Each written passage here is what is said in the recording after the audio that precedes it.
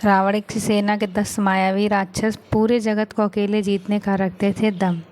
रामायण में सिर्फ श्री राम, लक्ष्मण जी और हनुमान जी शक्तिशाली नहीं थे, बल्कि रावण की सेना में भी कई ऐसे योद्धा थे जिनके पास अद्भुत बल और मायावी शक्तियाँ थीं।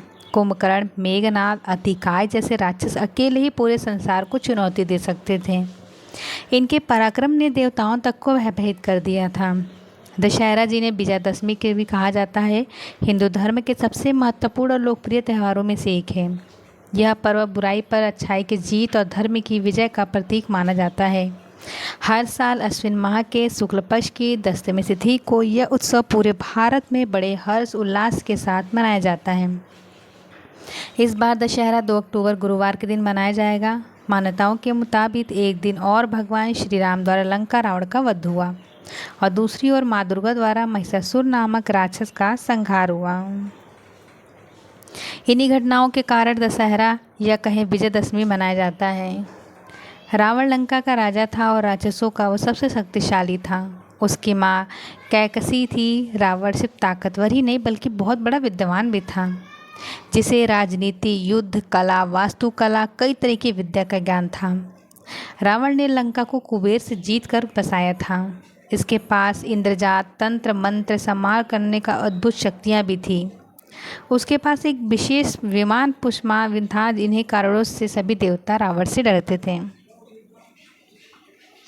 कुंभकर्ण, जैसे कि आपकी स्क्रीन पे दोहा दिख रहा है कि अतिबल कुंभकर्ण असभ्राता, जेहि कहो नहीं प्रतिपट जग जाता। करई पान सोई षट मासा, जागत होई तेहु पुत्र त्रासा।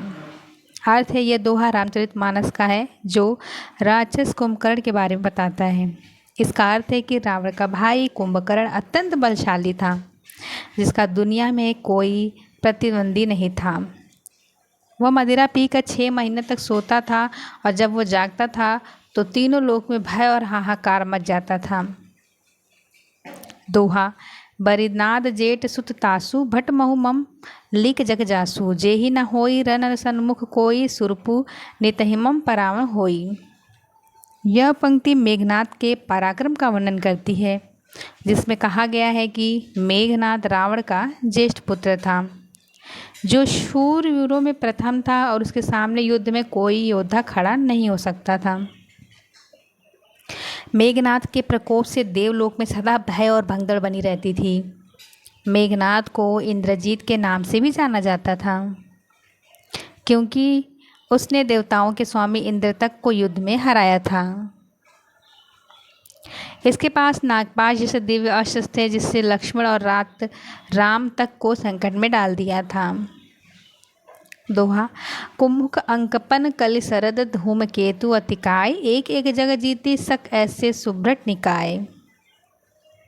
जिसका अर्थ है, इन पंक्तियों में बताया गया है कि रावण के पास कुमुख, अकंपन, वज्रदंत, धूम्रकेतु और अतिकाय जैसे पराक्रमी योद्धा थे। इन योद्धा में प्रत्येक अकेले ही पूरे संसार को जीतने में सक्षम था। यह उनकी अपार शक्ति और युद्ध कौशल को दर्शाता है। अकंपन, यह राक्षस रावण का विशेष सलाहकार और सेनापति था।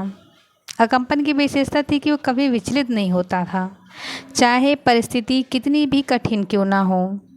उसने हनुमान जी से युद्ध किया था और अपनी मायावी शक्ति से कई बार वानरों को भ्रमित किया था। अतिकाय, राक्षस अतिकाय रावण की पत्नी विद्युमलिनी का पुत्र था, जो अपने बल और युद्ध कौशल के लिए प्रसिद्ध था। अतिकाय को भगवान ब्रह्मा का वरदान प्राप्त था कि देव, दानव और मनुष्य उसे आसानी से नहीं मार सकते। अंततः लक्ष्मण ने भगवान शंकर के पास से जा मिले अस्त्र से उनका वध किया था।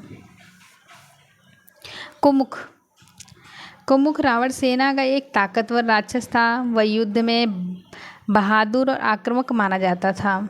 उसकी ताकत और वीरता के कारण उसे रावण ने अपने सेनापतियों में शामिल किया था। धूमकेतु रावण की सेना का बहुत ही शक्तिशाली राक्षस था। इसकी विशेषता थी कि यह आग और धुएं के मायाजाल से दुश्मनों को भ्रमित करके उन्हें जाल में फंसाता था। खर और दूषण, खर और दूषण महाबलशाली राक्षस थे। ये दोनों रावण के सौतेले भाई थे। शूर्पणखा ने सबसे पहले इन्हीं दोनों को अपनी नाक कटने का दुख सुनाया था। शूर्पणखा का बदला लेने के लिए इन दोनों ने सेना ले जाकर पंचवटी में भगवान राम, माता सीता, लक्ष्मण जी पे आक्रमण कर दिया था। ये दोनों अस्त्र शस्त्र के ज्ञाता थे।